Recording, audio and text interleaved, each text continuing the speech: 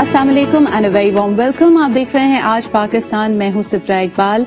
आज मेरे ख्याल में ये जो सुबह है, यकीनन हम हमेशा एक पुरनूर खुशियों से भरी सुबह से आगाज करना चाहते हैं अपने दिन का, लेकिन आज मुझे लगता है कि पाकिस्तान में हर दिल बोझल है, आंख अखबार है, क्योंकि कई ऐसे मनाजिर हमारी आंख में देखे हैं जो हम कभी भी नहीं चाहेंगे कि हमारे सामने आए। हंसते खेलते बसते खानदान जो सैर व तफरीह की गर्ज से मरी गए और वहां पे एक बर्फ की चादर इस तरह आई कि उनका वापस आना नामुमकिन हो गया। ये एक ऐसा सानिया है जिससे हम सब इस वक्त दहल कर रह गए हैं और थ्रू आउट द वीकेंड आपने देखा कि इसके हवाले से मुख्तलिफ रिपोर्ट्स आती रही हैं। जो मनाजिर हमारे सामने हैं, इन्हें कुछ लम्हे पहले, चंद घंटे पहले एक खानदान जो खुशियों से लबरेज अपने दोस्तों के साथ, अपने प्यारों के साथ मौजूद था, हंसता खेलता अपने घरों की तरफ रवाना था, अगर उनके सिर्फ जस्ते खाकी पहुंच पाएं और ये खुशी एक ऐसे दर्द, एक ऐसे गम में बदल जाए जिससे सारी जिंदगी इनके खानदान वालों को जूझना पड़े, तो यकीनन ये हमारे दिलों को दहला कर रख देता है। इस वक्त हमारे सामने जो मनाज़िर हैं आप देख सकते हैं कि तकरीबन कहा जा रहा है कि 1,25,000 गाड़ियां एंटर हुई मरी में ओवर द वीकेंड और एक जरूरत से ज्यादा सयाहों का रश था। लेकिन फिर एक नागहानी आफत ये भी कि रिकॉर्ड बर्फबारी हुई, यानी कहा जाता है कि 7 जनवरी को अगर देखा जाए तो 4 फीट के करीब बर्फ पड़ी और इसकी वजह से जो सूरत हाल बर्पा हुई उसमें हम देख सकते हैं कि 21 खानदानों के चिराग गुल हो गए, यानी 21 लोगों की अमवात वाक़ हुई।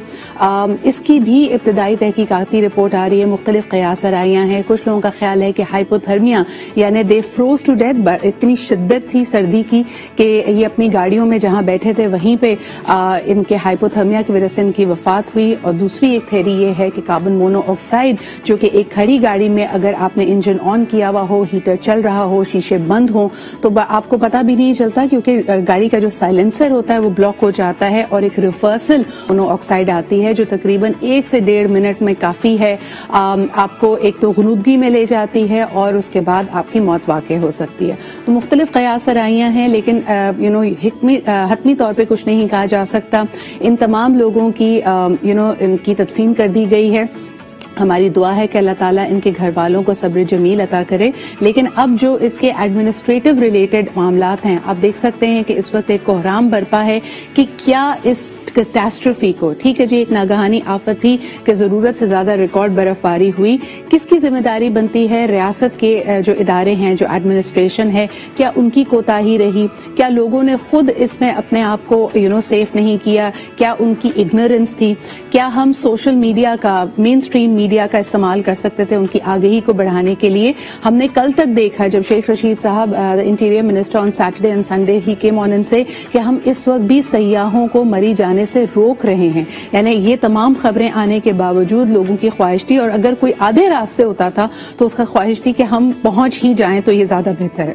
आइए आपको इसके बारे में हम रिपोर्ट दिखाते हैं। आज की जो इब्तदाई तहकीकाती रिपोर्ट है उसमें इतना इस वक्त इसके ऊपर प्रेशर है, यकीनन रियासत के ऊपर भी प्रेशर है। हमने ये भी देखा कि उस्मान बुज़दार साहब, the chief minister of Punjab, उन्होंने ये डिक्लेयर किया है कि मरी एक अपने आप में एक डिस्ट्रिक्ट हो, एक जिला हो, ताकि इसके वसाइल को बेहतर किया जा सके। लेकिन हर दफा एक सानहे के बाद ही हम क्यों जागते हैं और किन किन मराहिल से अब हमें गुजरना पड़ेगा? इब्तदाई जो तहकीकाती रिपोर्ट है उसकी क्या फाइंडिंग्स है, आइए आपको इस रिपोर्ट में दिखाते हैं। आज 10 से 11 बजे तक हम इसी पे बहस करेंगे, गुफ्तगू करेंगे, इसके मुख्तलिफ जो एंगल्स हैं आपके सामने रखेंगे। यकीनन चाहेंगे कि आप भी इस कॉन्वर्सेशन में पार्टिसिपेट करें। इस वक्त देखते हैं ये रिपोर्ट। वज़ीर आला पंजाब को पेश की जाने वाली इब्तदाई रिपोर्ट के मुताबिक 7 जनवरी को 16 घंटे में 4 फुट बर्फ पड़ी। 3 जनवरी से 7 जनवरी तक 1,62,000 गाड़ियां मरी में दाखिल हुईं, जिनमें से 21,000 गाड़ियां वापस भिजवा दी गयीं, जबकि 16 मकामात पर दरख्त गिरने से ट्रैफिक ब्लॉक हुई। रिपोर्ट के मुताबिक 4 से 5 गाड़ियों में 22 अफराद जाँ बहक हुए। ये अफराद जिस्म में कार्बन मोनोऑक्साइड की ज्यादती की वजह से जाँ बहक हुए। रिपोर्ट में यह भी बताया गया कि मरी और गर्दोनवाह में मौजूद सड़कों की गुज़श्ता 2 बरसों में जामे मुरम्मत नहीं की गई थी। सड़क पर मौजूद गढ़ों में पड़ने वाली बर्फ सख्त होने के बायस ट्रैफिक की रवानगी में रुकावट आई। मुख्तलिफ इलाकों में बिजली न होने के बायस सयाहों ने होटल्स की बजाय गाड़ियों में बैठने को तरजीह दी। ट्रैफिक बंद होने के बायस बर्फ हटाने वाली मशीनरी के ड्राइवर्स भी बर वक्त मौके पर न पहुँच सके और सुबह 8 बजे बर्फ का तूफान थमने के बाद इंतजामिया हरकत में आई। जी जनाब, वेलकम बैक। और ये देख रहे थे आप इब्तदाई तहकीकाती रिपोर्ट। इस वक्त ये बार बार बावर कराया गया है कि जो कसूरवार होंगे यकीनन उनको इस बात की सजा दी जाएगी। एक और इसका बड़ा अहम एंगल है जो इस वक्त आप देख रहे होंगे कि जो मकामी लोग हैं उनका क्या किरदार रहा इस सानहे में, जो ज्यादा वाकिफ थे कि इतने सख्त मौसम में किस किस्म की मुश्किलात दरपेश आ सकती हैं। अगर हम कल भी देख रहे थे जो लोग 18 घंटों से 21 घंटों से रास्तों में फंसे हुए थे, पूरी की पूरी सिविल इंतजामिया कोशिश के बावजूद इन इलाकों को, इन एरियाज को क्लियर नहीं करा पा रही थी। जो कैटास्ट्रोफी की नाइट थी वो जुम्मे की रात और हफ्ते का दिन था, लेकिन हमने देखा कि पूरा वीकेंड लग गया इन रास्तों को क्लियर करने के लिए। जरूरत से ज्यादा बर्फबारी थी। इसमें एक बहुत ही अहम किरदार पाक अफवाज का था। पाक अफवाज के जवान वहां पे पहुंचे, फौरी तौर पे वहां पे रेस्क्यू, रिलीफ एंड रिहेबिलिटेशन की जो एक्टिविटीज थी उनको जारी किया गया। मुख्तलिफ जो मकामात हैं उनको गेस्ट हाउसेज में और इमरजेंसी पनागाहों में तब्दील किया गया। उसमें एक एक जगह पे हम देख रहे थे कि 50-100 से जायद खानदान वहां पे मौजूद थे। इसके अलावा इस सख्त तरीन बर्फबारी की वजह से पूरे इलाके में हम देखते हैं कि दरख्त गिर गए थे, इलेक्ट्रिसिटी के पोल्स गिर गए थे और बर्फ में इन हाई टेंशन इलेक्ट्रिसिटी वायर्स के साथ इनको दोबारा बहाल करने का काम बहुत मुश्किल होता है, जिस पर हमने देखा कि मुख्तलिफ वज़रा ने और मुख्तलिफ कमेटीज ने अपनी अपनी तय अच्छा काम किया। ये बातें यहाँ पे करना इसलिए भी अहम है क्योंकि यकीनन ये सानहा बहुत दिलखराश है। इस वक्त कोई मदावा नहीं किया जा सकता उन खानदानों का, उनकी तकलीफ का, जब उन्होंने अपने प्यारों की जस्ते खाकी को रिसीव किया होगा। लेकिन इस वक्त ये भी अहम है कि वो हमारे जवान, वो रजाकार, वो ओहदेदारान जो इस वक्त वहाँ पे मसरूफ है, हमने देखा कि वहाँ के MNAs, MPAs, वहाँ के डिस्ट्रिक्ट ऑफिशल्स, पाक अफवाज के जवान, पुलिस के एहलकार, ट्रैफिक पुलिस के एहलकार, ये सब लोग कोशिश कर रहे हैं। यहाँ तक कि मकामी अफराद भी कोशिश कर रहे हैं कि किसी तरह इस सानहे से और इसकी जो मुतहरकात है, इससे जो होने वाले कैटास्ट्रोफी है उसको मिटिगेट किया जा सके। एक अहम बात, लेकिन यहाँ पे कुछ चीजों में शायद writ of the government challenge होती हुई नजर आई। एक चीज जो बार बार बात की जा रही है वो यकीनन ये कि क्या वजह है कि वहाँ के जो होटल मालिकान थे उन्होंने उस तरह से लोगों को सपोर्ट नहीं किया। एक नहीं दर्जनों किस्से पता चल रहे हैं जहाँ लोगों ने कहा कि 40 गुना किराया किसी भी कमरे का बढ़ा दिया गया। 3 या 4 हजार में मिलने वाला कमरा आपको 50,000 में, 40,000 में। और इतने इस वक्त हमारे दिल सख्त हो जाते हैं जब मुनाफा या पैसा नजर आता है कि एक सयाह जिसके पास अगर वो पैसा नहीं है तो उसको कमरा देने से इनकार कर दिया जाता है, अगले रोज उससे कमरा खाली करा लिया जाता है। यहाँ तक कि हीटर भी 1000 रुपए फी घंटा, या आपकी गाड़ी पे अगर चेन चढ़ाई जानी है तो 5000 रुपए में ये काम किया गया, जो अमूमी तौर पे इतना महंगा नहीं होता। तो यकीनन वो एरियाज है जिस पे बात करनी चाहिए और हम इस पे बात करेंगे भी।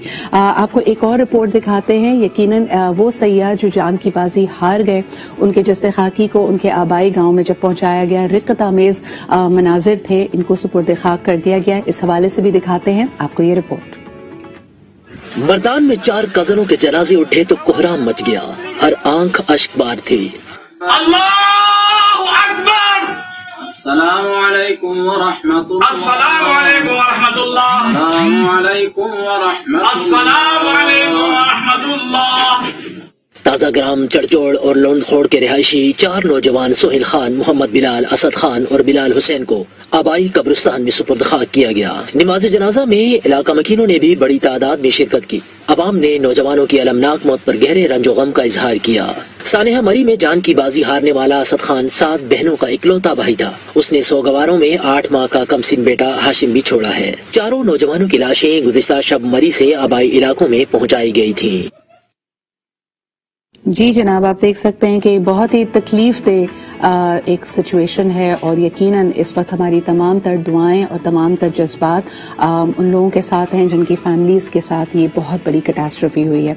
इसके बारे में हम गुफ्तगू करेंगे 10 से 11 भी। आपसे भी गुजारिश करेंगे आके आप इसमें शामिल हों और जो एक डिस्कोर्स इस वक्त चल रही है उस पर आपकी जो राय है उससे हमें आगाह करें। आगे बढ़ते हैं, आपको बताते हैं कि एक बहुत बड़ी तब्दीली जिसके हम सब मुंतजर थे और यकीनन डाइवर्सिटी, इंक्लूजन बड़े इस जमाने की डिबेट्स भी हैं, लेकिन वहां पे ایک فرق لانا جہاں پہ سب سے زیادہ اثر کرتا ہے، میسج دیتا ہے. ہم یہاں پہ بات کر رہے ہیں پاکستان سپریم کورٹ بینچ کی پہلی خاتون جج کی، یعنی جسٹس عائشہ. ہمارے ساتھ اس وقت موجود ہیں ندا عثمان.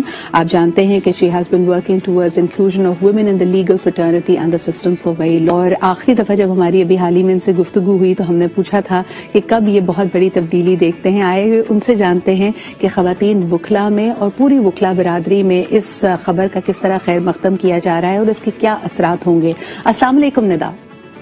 وعلیکم السلام سجرا. ندا، بہت بہت مبارک ہو وہ جدوجہد جس میں آپ کے ساتھ ساتھ تمام وکلا برادری شامل تھی. ایسی خوشخبری جس کی ہمیں بہت عرصے سے اس کا انتظار تھا ہمارے سامنے ہے. مجھے بتائیے، جسٹس عائشہ ملک کا سپریم کورٹ کی بینچ میں شامل ہو جانا، ان کی شمولیت آپ کے حوالے آپ کیا سمجھتی ہیں کہ یہ کیا اشارہ دے رہی ہے؟ اس خوشخبری پہ آپ لوگوں سے، عوام سے کیا کہنا چاہیں گی؟